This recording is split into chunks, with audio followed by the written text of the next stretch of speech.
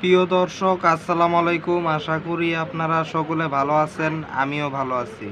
প্রিয় দর্শক, আজকে আলোচনা করব যে নায়িকা নুসরাত ফারিয়া যে গ্রেপ্তার হইল, তারপরে যে পরিবর্তন এবং সংস্কারের জন্য যে কান্নাকাটি অহেতুক, এবং সবাই বলতাছে যে তাহলে পরিবর্তনটা হইল কি, যে একজন নিরপরাধ ব্যক্তিকে গ্রেপ্তার করা, এই প্রশ্নই তো, তাই না?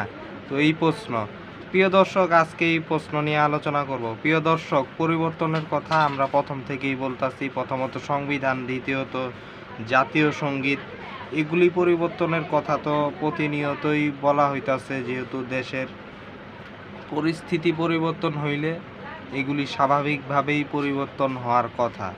কিন্তু প্রিয় দর্শক, তখন আমাদেরকে বিভিন্নভাবে গালিগালাজ করা, তারপর বিভিন্ন ধরনের আক্রমণ তখন তো করা হয়ই। তো প্রিয় দর্শক, এখন তারা নিজেরা বিপদে পড়ার পর তারা এখন নিজেরাই পরিবর্তনের কথা বলতেছে। তো এটাই আসলে বাস্তবতা। কিন্তু আমরা পরিবর্তনের কথা বললেই আমাদেরকে বিভিন্নভাবে কটূক্তি, গালিগালাজ, এগুলি কিন্তু বাস্তবে আসলে ভিন্ন। যে পরিবর্তন আমরা এর জন্যই চাইছিলাম, কারণ আগের সিস্টেমে চললে এরকম তো হবেই।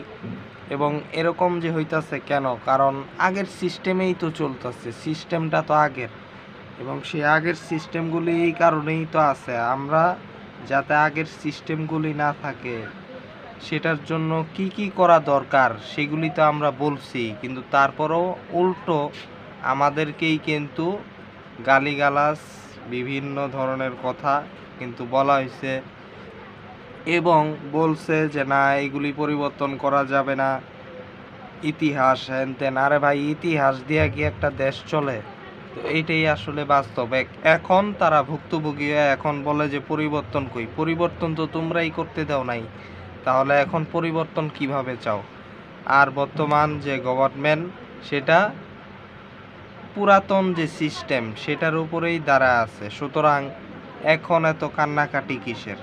তো প্রিয় দর্শক, এটাই আসলে বাস্তবতা, যে এরা পরিবর্তন আমরা চাইলে গালিগালাজ করে, কিন্তু নিজেরাই কিন্তু এখন ভুক্তভোগী। এবং আমরা এই জন্যই কিন্তু পরিবর্তনের কথাগুলি সবসময় বলি। এবং পরিবর্তন যদি হইতো, তাহলে একটা প্রশ্ন উঠতো যে নতুন ব্যবস্থায় ওই আগের মতোই কেন? কিন্তু নতুন কোনো ব্যবস্থা তো আসে নাই, পুরাতন ব্যবস্থার উপরেই বর্তমান গভর্নমেন্ট। সেখানে পরিবর্তনের কথা কিভাবে আসে যে আগের মতো চলবে না? পরিবর্তন আগের মতোই চলবে, কারণ সিস্টেম তো আগের মতোই আছে। শুধু তোমরা গভর্নমেন্ট, রেজিম, এগুলি পরিবর্তন চাইছো, কিন্তু সিস্টেমের যে পরিবর্তন চাও না।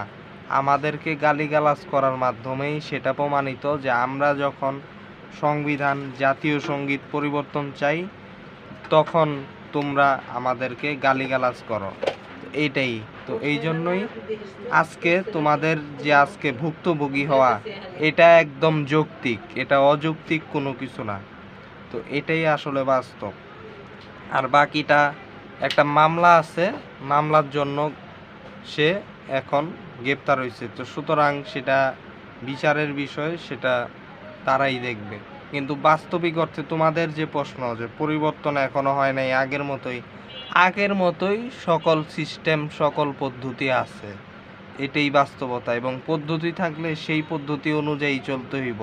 এবং তোমরা পদ্ধতি, সিস্টেম বদলাইতে দিবা না এইভাবেই।